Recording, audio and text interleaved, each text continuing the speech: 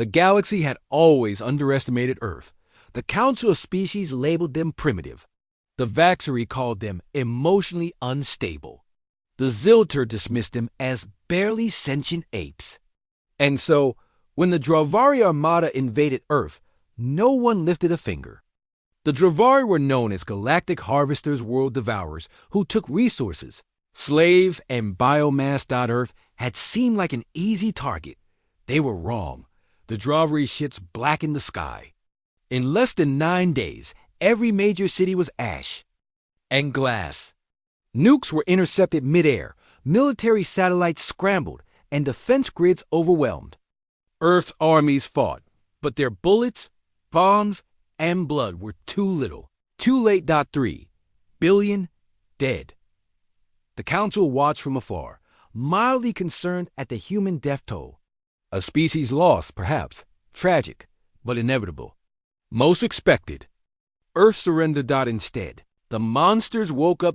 Captain Yali of the Dravari flagship. Saurfang was reviewing the resistance reports when the first anomaly was detected, an unregistered vessel launching from the Arctic wastes, where temperatures and radiation levels were deemed uninhabitable post-bombardment. "What kind of ship is that?" she asked, narrowing her 4 golden eyes. "Unknown," replied her second-in-command. "Design is inconsistent.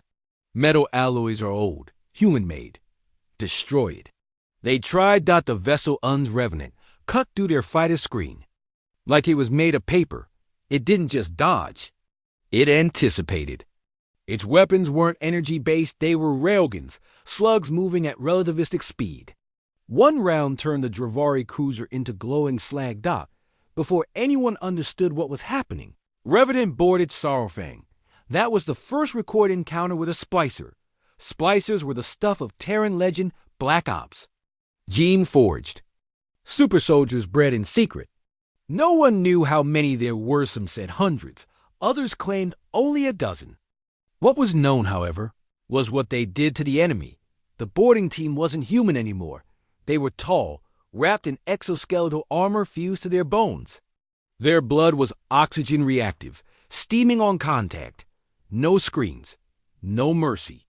Just motion, brutal, silent, efficient. They moved like a virus in flesh. Captain Yali died, choking on her own blood, her limbs torn off and stacked like trophies. The Council finally paid attention. The United Earth Federation had died with its cities. What rose from the ashes was something older, something more ancient than democracy, than peace. Humanity had remembered how to hate. They didn't rebuild governments. They rebuilt forges. They dug up old blueprints from forgotten bunkers. Project Cerberus, Black Titan Protocol, Hellgate Initiative. Things not made to defend, but to eradicate.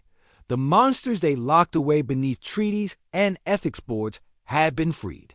AI-controlled orbital cannons, orb-weaving satellite mines. Nanite storms coated to strip all non-human DNA on contact. Psychological warfare systems that broadcasted low-frequency terror pulses.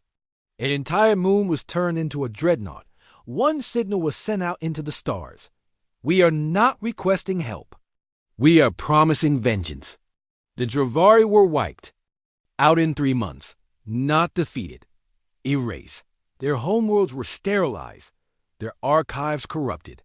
Their history deleted. Their gods mocked. The galaxy stared in silence as humans carved the words "never again" into the crust of Dravar Prime. With planetary lasers. Other empires scrambled. The Council called for peace. The humans didn't answer. They were busy. By the time the humans arrived at Zilter space, they had changed. Their ships no longer had windows. Why would monsters need to look outside? Their voices were synthetic, laced with subharmonics designed to induce panic. Their soldiers were augmented. Every emotion except hate was chemically deadened. The splicers were now only one tier of horror among many. They didn't ask for surrender. They simply said, "You watched us burn." Then they lit up the stars. The Zilter homeworld was swallowed by a black hole the humans manufactured. Just to prove they could, the galaxy held a vote. Should they unite against Earth? Should they beg? Hide?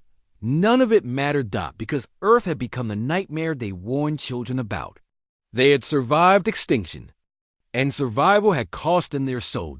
Now they came for everyone who had turned their backs.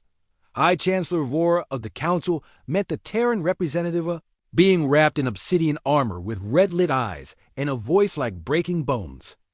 "This is not justice," she pleaded. "This is annihilation." "No," said the human. "This is the final lesson." She asked, "What do you want?" And the human simply replied, "We want the galaxy to remember never again touch Earth." Then he handed her a dataship. It contained a list of planets, names, species, targets.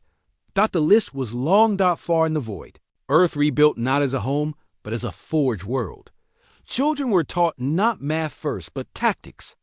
Art was replaced with propaganda. Religion was distilled into one gospel: never forgive, never forget. A monument stood where New York once existed. Not of heroes, but of the 3 billion dead, their faces etched in steel. Watch the stars, and beneath them, the words, "You made us monsters. Now live with us." The monsters were real, and they came from Earth.